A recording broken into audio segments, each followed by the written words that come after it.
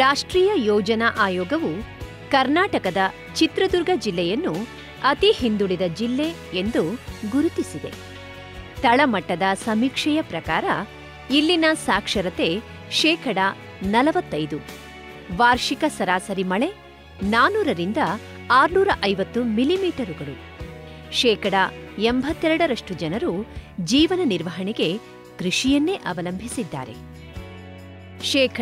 72% ಕೃಷಿ ಭೂಮಿ ಚಿಕ್ಕ ಮತ್ತು ಅತಿ ಚಿಕ್ಕದ್ದಾಗಿವೆ.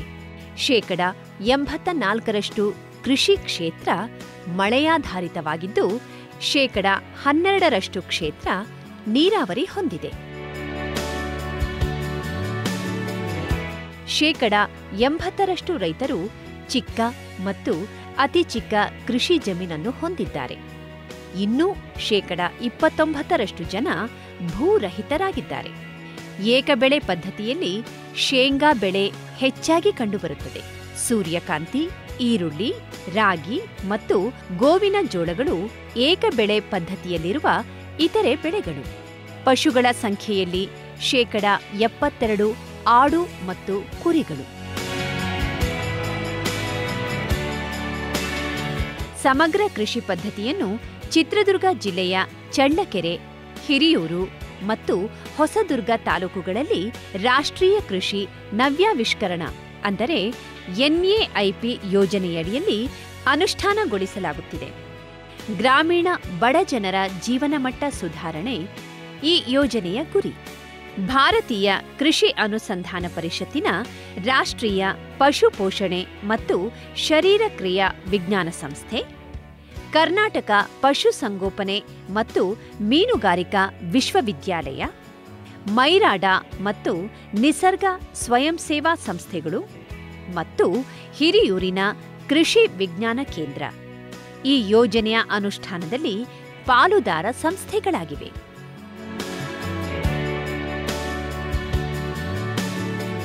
ಸಮಗ್ರ ಕೃಷಿ ಪದ್ಧತಿ ಮತ್ತು ಆದಾಯೋತ್ಪನ್ನ ಚಟುವಟಿಕೆಗಳನ್ನು ಉತ್ತೇಜಿಸುವುದು ಈ ಯೋಜನೆಯ ಉದ್ದೇಶವಾಗಿರುತ್ತದೆ. ಕಷ್ಟದಲ್ಲಿರುವ ಈ ಪ್ರಾಂತದ ಚಿಕ್ಕ, ಅತಿ ಚಿಕ್ಕ ರೈತರು ಮತ್ತು ಭೂರಹಿತ ಕಾರ್ಮಿಕರ ಜೀವನಮಟ್ಟ ಸುಧಾರಣೆ ಯೋಜನೆಯ ಗುರಿಯಾಗಿರುತ್ತದೆ. ಇತ್ತೀಚಿನ ಕೃಷಿ ಪರಿಸ್ಥಿತಿಯಲ್ಲಿ ಜೀವನದ ಸುಭದ್ರತೆಗೆ ಸಮಗ್ರ ಕೃಷಿ ಪದ್ಧತಿ ಹೆಚ್ಚಿನ ಮಹತ್ವವುಳ್ಳದ್ದು. ಇದು ಲಭ್ಯ ಸಂಪನ್ಮೂಲಗಳ ಸಮಂಜಸವಾದ ಮತ್ತು ಸುಸ್ಥಿರ ಬಳಕೆಗೆ ಹಾಗೂ ಬಹುಬೆಳೆ ಪದ್ಧತಿಗೆ ಅನುವು ಮಾಡಿಕೊಡುತ್ತದೆ. ಅಲ್ಲದೆ ನಿಶ್ಚಿತ ಆದಾಯಕ್ಕೆ ಅನುಕೂಲಕಾರಿ.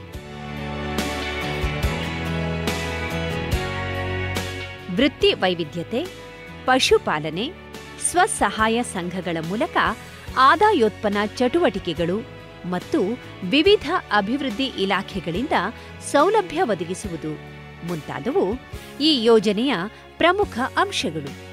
ಈ ಯೋಜನಾ ಕ್ಷೇತ್ರದಲ್ಲಿ ಶೇಂಗಾ ಏಕಬೆಳೆ ಪದ್ಧತಿಯೊಂದಿಗೆ ಕೃಷಿ ಉಪ ಉದ್ಯೋಗಗಳ ಅಳವಡಿಕೆ ಇಲ್ಲದಿರುವುದನ್ನು ಕಾಣಬಹುದು. ಶೇಂಗಾದಲ್ಲಿ ಎಕರೆಗೆ 6ರಿಂದ 6.5 ಕ್ವಿಂಟಾಲು ಇಳುವರಿ ಸಾಧ್ಯವಿದ್ದರೂ ಈ ಭಾಗದ ಸರಾಸರಿ ಇಳುವರಿ 2.5ರಿಂದ 3.5 ಕ್ವಿಂಟಾಲು ಇತ್ತು. ಇನ್ನೊಂದು ಪ್ರಮುಖ ಬೆಳೆಯಾದ ಈರುಳ್ಳಿಯಲ್ಲಿ ಕೂಡ ಎಕರೆಗೆ 12ರಿಂದ 15 ಟನ್ ಇಳುವರಿ ಸಾಧ್ಯವಿದ್ದರೂ ಇಲ್ಲಿ ಕೇವಲ 8ರಿಂದ 10 ಟನ್ ಪಡೆಯಲಾಗುತ್ತಿತ್ತು. ನೇರಳೆ ಮಚ್ಚೆ ರೋಗ, ಥ್ರಿಪ್ಸ್ ಸಮಸ್ಯೆ ಮತ್ತು ಲಘು ಪೋಷಕಾಂಶಗಳ ಕೊರತೆ ಮುಂತಾದವು ಈರುಳ್ಳಿಯಲ್ಲಿ ಕಡಿಮೆ ಇಳುವರಿಗೆ ಪ್ರಮುಖ ಕಾರಣಗಳು. ಕುರಿ ಮತ್ತು ಎಮ್ಮೆಗಳನ್ನೊಳಗೊಂಡ ಪಶುಪಾಲನೆ ಒಂದು ಮಹತ್ವದ ಉಪ ಉದ್ಯೋಗವಾಗಿ ವಾಡಿಕೆಯಲ್ಲಿದೆ. ಈ ಪ್ರಾಂತ್ಯದಲ್ಲಿ ಮೇವಿಗೆ ತೀವ್ರ ಕೊರತೆ ಇದೆ. ಈ ಎಲ್ಲಾ ಸಮಸ್ಯೆಗಳಿಗೆ ಪರಿಹಾರ ನೀಡಲು ಸಮಗ್ರ ಕೃಷಿ ಪದ್ಧತಿಯ ಮೂಲಕ ವಿವಿಧ ಚಟುವಟಿಕೆಗಳನ್ನು ಹಮ್ಮಿಕೊಳ್ಳಲಾಗಿದೆ. ಈ ಯೋಜನೆಯಿಂದ ದೊರೆತ ಉತ್ತೇಜನ ಮತ್ತು ಮಾರ್ಗದರ್ಶನಗಳಿಂದಾಗಿ ಚಿಕ್ಕ ಮತ್ತು ಅತಿ ಚಿಕ್ಕ ರೈತರು ಮಾರುಕಟ್ಟೆ ಏರಿಳಿತದ ನಡುವೆಯೂ ತಮ್ಮ ಆದಾಯವನ್ನು ಗಣನೀಯವಾಗಿ ಹೆಚ್ಚಿಸಿಕೊಳ್ಳಲು ಸಾಧ್ಯವಾಗಿದೆ. ಹಾಗಾಗಿ ಈ ಯೋಜನೆ ಈ ಭಾಗದ ಜನರಿಗೆ ಜೀವನ ಭದ್ರತೆ ಒದಗಿಸುವಲ್ಲಿ ಸಫಲವಾಗಿದೆ ಎನ್ನಬಹುದು.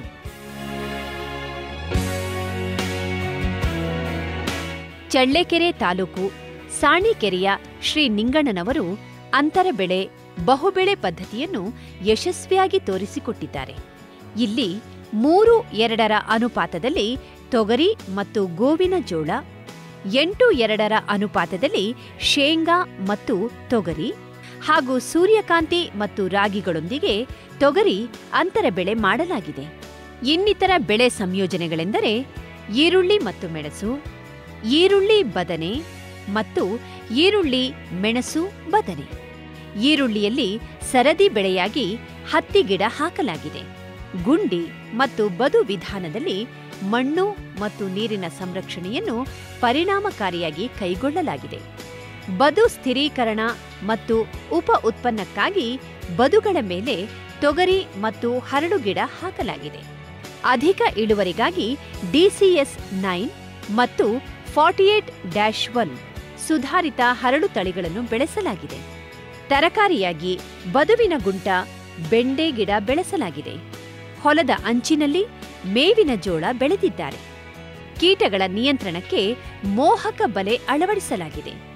ಉಪ ಆದಾಯಕ್ಕಾಗಿ ನೀರು ಸಂಗ್ರಹ ಕೊಳದಲ್ಲಿ ಮೀನು ಸಾಕಣೆ ಕೈಗೊಳ್ಳಲಾಗಿದೆ. ಇದೀಗ ಬಹುಬೆಳೆ ಪದ್ಧತಿಯ ಲಾಭಗಳ ಕುರಿತು ಶ್ರೀ ನಿಂಗಣ್ಣನವರು ತಮ್ಮ ಅನಿಸಿಕೆಗಳನ್ನು ಹಂಚಿಕೊಳ್ಳಲಿದ್ದಾರೆ. ಬೇಸಿಗೆಯಲ್ಲಿ ಪೂರ್ತಿ ಕಾಲಿತ್ತು ಸರ್. ಮಳೆಗಾಲ ಇದರಲ್ಲಿ ಮಾತ್ರ ಶೇಂಗಾ ಮತ್ತು ತೊಗರಿ ಹಾಕೊಂತೀವಿ ಸರ್. ಸ್ವಲ್ಪ ಬದಿಗೆಲ್ಲ ನಾವು ಉಳ್ಳಿ ಅದನ್ನ ಹಾಕೊಂತಿದ್ವಿ. ಫಸ್ಟು ಜಮೀನಿಗೆ ಈ ಬದುಗಳು ವ್ಯವಸ್ಥೆ ಮಾಡಿಕೊಟ್ರು ಸರ್. ಅಡ್ಡ ಬದುಗಳು ಹಾಕಿರೋದ್ರಿಂದ ಒಂದು ಸ್ವಲ್ಪ ತಂಪು ಚೆನ್ನಾಗಿ ನಿಲ್ಲುತ್ತೆ. ಇವಾಗ ಆ ಗಿಡಕ್ಕೂ ಒಳ್ಳೆ ಇದಿರ್ತತೆ. ನಮಗೆ ಇವಾಗ ಹೊಲದಲ್ಲಿ ನೀರು ಬೇರೆ ಕಡೆಗೆ ಎಲ್ಲಿ ಹೋಗ್ತಿಲ್ಲ ಸರ್. ಕಡೆಗೆ ಆ ನೀರು ಅಲ್ಲೇ ಹಿಂಗ್ಬಿಡ್ತದೆ ಸರ್. ಬೋರ್ಗಳಿಗೆ ಶೇಪು ಆಗುತ್ತೆ ಮತ್ತು ಮೇಲಾಗಿ ಗೋಡ್ ಮಣ್ಣೆಲ್ಲ ಅದು ತುಂಬ್ಕೊಂಡ್ಬಿಡ್ತದೆ ಸರ್. ಇದಕ್ಕೆ ನಾವು ಬೇರೆ ಥರದ ಗಿಡ ಹಾಕೋಕ್ಕೂ ಮತ್ತು ಗಿಡಗಳು ಬೆಳೆಸೋಕ್ಕೂ ಮಗ್ಲಿಗೆಲ್ಲ ಹಾಕೋಣಕ್ಕೆ ಬೆಳೆಸೋಕ್ಕೆ ಅನುಕೂಲ ಆಗುತ್ತೆ ಸರ್. ಅದು ಮಿಸ್ತ್ರಿ ಬೆಳೆ ಥರ ಪ್ರಕಾರ ಮಾಡಿರೋದು ನೋಡಿ ಅಕ್ಕಪಕ್ಕ ಜಮೀನವ್ರು ಬಂದು ನೋಡ್ಕೊಂಡು ಹೋಗೋಕ್ಕೆ ನೋಡ್ತದ ಸರ್ ಇದನ್ನೆಲ್ಲ. 3 ಎಕರೆ ಕ್ಷೇತ್ರದಲ್ಲಿ ಬಹುಬೆಳೆ ಪದ್ಧತಿ ಅಳವಡಿಕೆಯಿಂದ ಇವರ ಆದಾಯ 74,200 ರೂಪಾಯಿಗಳಿಂದ 1,07,450 ರೂಪಾಯಿಗಳಿಗೆ ಏರಿಕೆಯಾಗಿದೆ. ಅಂದರೆ ಹೆಚ್ಚಳ ಶೇಕಡ 44.8ರಷ್ಟು. ಹೊಲದ ಸುತ್ತ ಹರಳು ಬೆಳೆ ಮಾಡಿದ್ದರಿಂದ ಪ್ರತಿ ಎಕರೆಗೆ 1,250 ರೂಪಾಯಿಗಳಷ್ಟು ಹೆಚ್ಚಿನ ಆದಾಯ ದೊರೆತಿದೆ.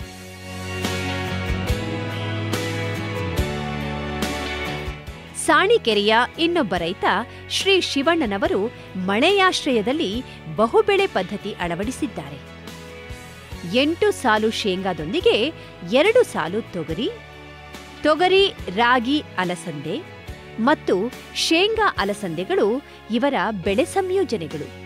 ಮೇವಿನ ಜೋಳ ಮತ್ತು ಹುರುಳಿಗಳನ್ನು ಮುಖ್ಯ ಬೆಳೆಗಳ ಸುತ್ತ ಹಾಕಿದ್ದಾರೆ. ತೋಟದ ಗಡಿ ಸುತ್ತ ತೆಂಗಿನ ಗಿಡ ನಾಟಿ ಮಾಡಿದ್ದಾರೆ.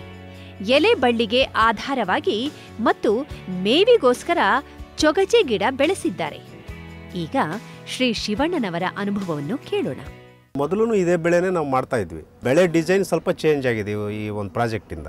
ಏಕ ಬೆಳೆ ಪದ್ಧತಿಯಲ್ಲಿ ಶೇಂಗಾ ಮತ್ತು ತೊಗರಿಯನ್ನು ಇಟ್ಕೊಳ್ತಾ ಇದ್ವಿ, ಇಲ್ಲ ಬಾರ್ಡ್ರಿಗೆ ಸಜ್ಜೆಯನ್ನು ಕೊಡ್ತಾ ಇದ್ವಿ.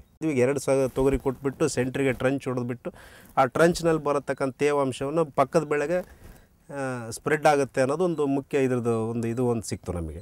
ಬೋರ್ವೆಲ್ಗಳಿಗೂ ಹೆಚ್ಚಿನ ತೇವಾಂಶ ಸಿಗುತ್ತೆ.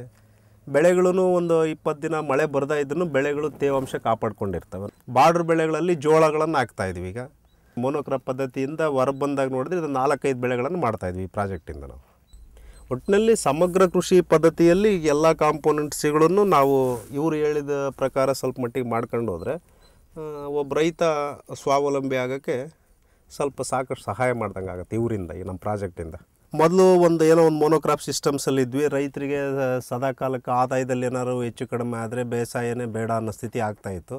ಮಿಶ್ರ ಪದ್ಧತಿಗಳಲ್ಲಿ ಒಂದು ಬೆಳೆ ಲಾಸ್ ಆದರೂ ಮತ್ತೊಂದು ಬೆಳೆಯಲ್ಲಿ ಆರ್ಥಿಕವಾಗಿ ಸಬಲರಾಗ್ಬೋದು ಅನ್ನೋದು ಈ ಪ್ರಾಜೆಕ್ಟ್ನಲ್ಲಿ ನಾವು ಕಂಡುಕೊಂಡ್ವಿ. ಅದರಿಂದ ಮಳೆಯಾಶ್ರಯದಲ್ಲಿ 2 ಎಕರೆಯಲ್ಲಿ ಬಹುಬೆಳೆ ಪದ್ಧತಿ ಅಳವಡಿಸಿದ್ದರಿಂದ ಒಟ್ಟಾರೆ ಆದಾಯ 19,000 ರೂಪಾಯಿಗಳಿಂದ 26,925 ರೂಪಾಯಿಗಳಿಗೆ, ಅಂದರೆ ಶೇಕಡ 41.7ರಷ್ಟು ಏರಿಕೆಯಾಗಿದೆ.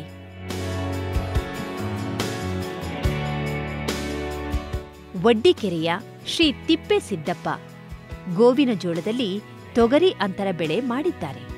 ಮೆಣಸು ಮತ್ತು ಮೆಂತೆ ಸೊಪ್ಪು, ಏಕಬೆಳೆ ಪದ್ಧತಿಯಲ್ಲಿವೆ. ಬದುಗಳ ಮೇಲೆ ಹರಳು ಗಿಡ ಬೆಳೆಸಲಾಗಿದೆ.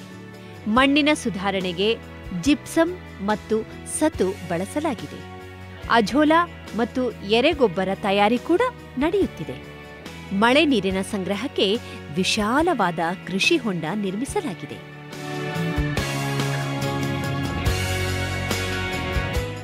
ಬೆಂಗಳೂರಿನ ಹೇಸರಘಟ್ಟದ ಭಾರತೀಯ ತೋಟಗಾರಿಕಾ ಸಂಶೋಧನಾ ಸಂಸ್ಥೆಯಿಂದ ಬಿಡುಗಡೆಯಾದ ಅರ್ಕಾ ಕಲ್ಯಾಣ್ ಸುಧಾರಿತ ಈರುಳ್ಳಿ ತಳಿಯನ್ನು ಎಂಡಿ ಕೋಟೆಯ ಶ್ರೀ ಮಧು ಬೆಳೆಸುತ್ತಿದ್ದಾರೆ. ಇವರು ಮಣ್ಣಿನ ಸುಧಾರಣೆಗೆ ಜಿಪ್ಸಮ್ ಮತ್ತು ಲಘು ಪೋಷಕಾಂಶಗಳ ಕೊರತೆ ನೀಗಿಸಲು ಸತು ಮತ್ತು ಬೋರಾನುಗಳನ್ನು ಬಳಸುತ್ತಿದ್ದಾರೆ. ಇವೆಲ್ಲದರಿಂದ ಈರುಳ್ಳಿಯ ಇಳುವರಿ 15% ಹೆಚ್ಚಿದೆ.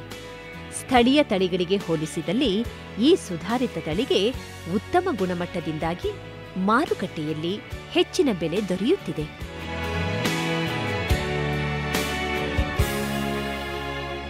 ಸುಧಾರಿತ ತಳಿ ಸಮಗ್ರ ಪೋಷಕಾಂಶ ಮತ್ತು ಕೀಟ ರೋಗ ನಿರ್ವಹಣೆಗಳಿಂದ ಈರುಳ್ಳಿಯ ಇಳುವರಿ ಎಕರೆಗೆ 6,960 ಕಿಲೋಗ್ರಾಂಗಳಿಂದ 7,980 ಕಿಲೋಗ್ರಾಂಗಳಿಗೆ, ಅಂದರೆ 15% ಏರಿಕೆಯಾಗಿದೆ. 1,110 ರೂಪಾಯಿ ಹೆಚ್ಚಿನ ವೆಚ್ಚ ಮಾಡಿದ್ದರಿಂದ 29,220 ರೂಪಾಯಿಗಳಷ್ಟು ಅಧಿಕ ಆದಾಯ ಬಂದಿರುತ್ತದೆ.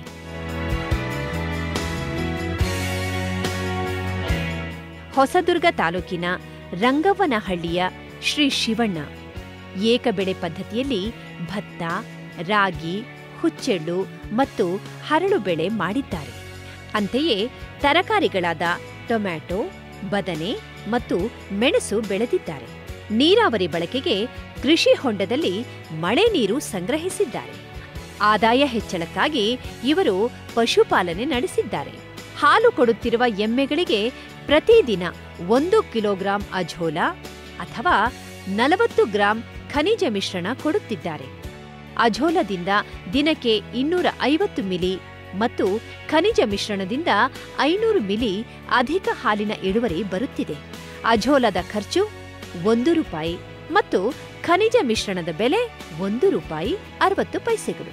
ಇದರಿಂದ ಅನುಕ್ರಮವಾಗಿ 3 ರೂಪಾಯಿ ಮತ್ತು 7 ರೂಪಾಯಿ ಅಧಿಕ ಆದಾಯ ಸಿಗುತ್ತಿದೆ.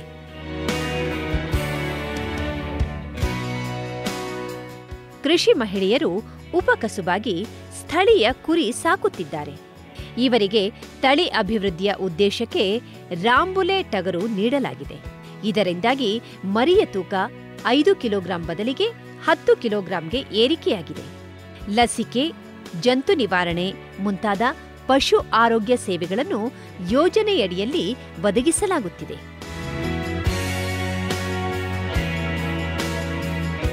ಈ ರಾಷ್ಟ್ರೀಯ ಕೃಷಿ ನವ್ಯಾವಿಷ್ಕರಣ ಯೋಜನೆಯಡಿ ಸ್ವಸಹಾಯ ಗುಂಪುಗಳ ಮೂಲಕ ಕೃಷಿ ಮಹಿಳೆಯರ ಸಾಮರ್ಥ್ಯ ಅಭಿವೃದ್ಧಿ ಒಂದು ಪ್ರಮುಖ ಚಟುವಟಿಕೆ. ಅವರುಗಳನ್ನು ಕೃಷಿ ಮೇಳಗಳಿಗೆ ಕರೆದೊಯ್ದು ಮಾಹಿತಿ ಒದಗಿಸಲಾಗುತ್ತಿದೆ. ಯೋಜನಾನುಷ್ಠಾನದ ಭಾಗವಾಗಿ ವಿವಿಧ ತರಬೇತಿಗಳನ್ನು ನಡೆಸಲಾಗುತ್ತಿದೆ. ಸಾಣಿಕೆರೆಯ ಶ್ರೀಮತಿ ತಿಪ್ಪಮ್ಮ ಕುರಿ ಸಾಕಣೆ ಕೈಗೊಂಡಿದ್ದು, ಯೋಜನೆಯಿಂದ ತಾಂತ್ರಿಕ ಮಾಹಿತಿ ಮತ್ತು ಸ್ವಸಹಾಯ ಸಂಘದಿಂದ ಹಣಕಾಸಿನ ನೆರವು ಪಡೆಯುತ್ತಿದ್ದಾರೆ. ಈಗ ಶ್ರೀಮತಿ ತಿಪ್ಪಮ್ಮನವರ ಅನುಭವವನ್ನು ಅವರ ಮಾತಿನಲ್ಲೇ ಕೇಳೋಣ. ಒಳ್ಳೊಳ್ಳೆ ತಳಿ, ಹೊಸ ಹೊಸ ತಳಿಗಳನ್ನ ಕೊಟ್ಟಿದ್ದಾರೆ ಸರ್. ಅವನ್ನೆಲ್ಲ ಮಾಡ್ತಾಯಿದ್ವಿ. ಆದಾಯೋತ್ಪನ್ನ ಚಟುವಟಿಕೆಯಾಗಿ ತಗೊಳ್ತಾ ಇದ್ವಿ ಸರ್. ನಾವು ಇದುವರೆಗೂ ಕೃಷಿ ಒಂದೇ ನಂಬ್ಕೊಂಡಿದ್ವಿ ಸರ್. ಕೃಷಿ ಜೊತೆಗೇನೆ ಈ ಕುರಿ ಸಾಕಾಣಿಕೆನೂ ಮಾಡ್ತಾಯಿದ್ವಿ. ತುಮಕೂರು ತಳಿ ಕುರಿ ಕೊಟ್ಟಿರೋದ್ರಿಂದ ನಮ್ಗೆ ಒಳ್ಳೆ ಮರಿಗಳು ಹುಟ್ತಾ ಇದ್ದಾವೆ ಸರ್. ಪಟ್ಲಿ ಮರಿ ಆದರೆ 6 ತಿಂಗಳು ತನಕ ಮೇಯಿಸ್ಬಿಟ್ಟು ಮಾರ್ತೀವಿ ಸರ್ ಮಾಂಸಕ್ಕೋಸ್ಕರ. ಇದು ತುಮಕೂರು ತಳಿ ಆದ್ದರಿಂದ ಒಳ್ಳೆ ರೇಟ್ ಇದೆ, ಚೆನ್ನಾಗಿದೆ. ದೊಡ್ಡ ಕುರಿ ಆದರೆ 35 kgವರೆಗೂ 40 kgವರೆಗೂ ಬರುತ್ತೆ ಅಂತ ಅನಿಸಿಕಿದೆ ಸರ್. 6 ತಿಂಗಳು ಮಾರಿದರೆ ಪ್ರತಿ ಸರಿನೂ ಒಂದು 10 ಮರಿ ಅಂತೂ ಮಾರ್ಬೋದು ಸರ್. ಒಂದು ಮರಿಗೆ ಕನಿಷ್ಠ ಅಂದರೆ 2,000 ರೂಪಾಯಿ ತನಕ ಇರುತ್ತೆ ಸರ್. ಒಳ್ಳೆ ಚೆನ್ನಾಗಿ ಮೇಯಿಸಿರೋದು 2 ವರ್ಷದ ಪಟ್ಲಿ ಆದರೆ ಕನಿಷ್ಠ ಅಂದರೆ 6,000 ರೂಪಾಯಿ ತನಕ ಬೆಲೆ ಸಿಗುತ್ತೆ ಸರ್. ಅದು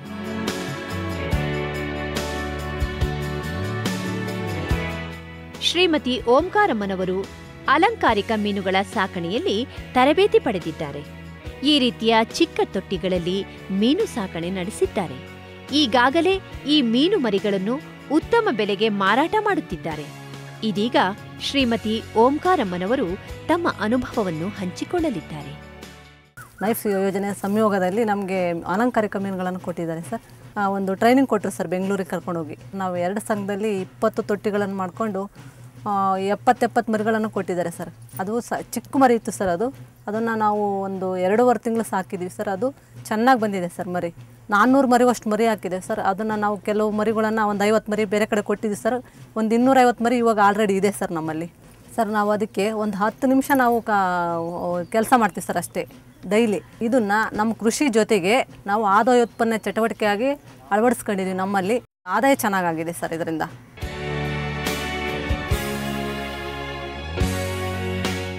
ವಿವಿಧ ಅಭಿವೃದ್ಧಿ ಇಲಾಖೆಗಳಿಂದ ದೊರಕುವ ಸೌಲಭ್ಯಗಳನ್ನು ಸಮೀಕರಿಸಿ ಕೊಡಿಸುವುದು ಈ ಯೋಜನಾನುಷ್ಠಾನದ ಪ್ರಮುಖ ಅಂಶಗಳಲ್ಲೊಂದು. ಈ ನಿಟ್ಟಿನಲ್ಲಿ ತೋಟಗಾರಿಕಾ ಇಲಾಖೆಯಿಂದ ರೈತರಿಗೆ ಬಾಳೆ ಬೆಳೆಗೆ ಹನಿ ನೀರಾವರಿ ಸಹಾಯಧನ ನೀಡಲಾಗಿದೆ. ಮಣ್ಣು ಮತ್ತು ನೀರಿನ ಸಂರಕ್ಷಣೆಗೆ ಹಣಕಾಸು ಸಹಾಯ ಒದಗಿಸಲಾಗಿದೆ. ನಬಾರ್ಡ್ ಸಹಯೋಗದಲ್ಲಿ ಮಾವು ಮತ್ತು ಸಿಲ್ವರ್ ಓಕ್ ಗಿಡಗಳನ್ನು ಹಂಚಲಾಗಿದೆ. ಐಸಿಐಸಿಐ ಲೋಂಬಾರ್ಡ್ ಕಂಪನಿಯಿಂದ ಬೆಳೆ ವಿಮೆ ಮಾಡಿಸಲಾಗಿದೆ. ಹಾಲು ಉತ್ಪಾದಕರ ಸಹಕಾರಿ ಸಂಘಗಳನ್ನು ಪುನರುಜ್ಜೀವನಗೊಳಿಸಿ ಹಾಲು ಮಾರಾಟಕ್ಕೆ ಅನುಕೂಲ ಕಲ್ಪಿಸಲಾಗಿದೆ. ಈ ಯೋಜನೆ ಮುಗಿದ ನಂತರ ಕೂಡ ಈ ಎಲ್ಲಾ ಚಟುವಟಿಕೆಗಳು ಮುಂದುವರಿಯಲು ನಿಧಿ ಸ್ಥಾಪಿಸಲಾಗಿದೆ. ಒಟ್ಟಾರೆಯಾಗಿ ಈ ಎನ್ಎಐಪಿ ಯೋಜನೆಯಡಿ ಸಮಗ್ರ ಕೃಷಿ ಪದ್ಧತಿ ಅನುಷ್ಠಾನದಿಂದ ಆದ ಅನುಕೂಲಗಳು ರೈತ ವರ್ಗವನ್ನು ಹುರಿದುಂಬಿಸಿದೆ. ಅಲ್ಲದೆ ಈ ಭಾಗದ ಜನರ ಜೀವನ ಭದ್ರತೆ ಸಾಧಿಸುವಲ್ಲಿ ಯಶಸ್ವಿಯಾಗಿದೆ.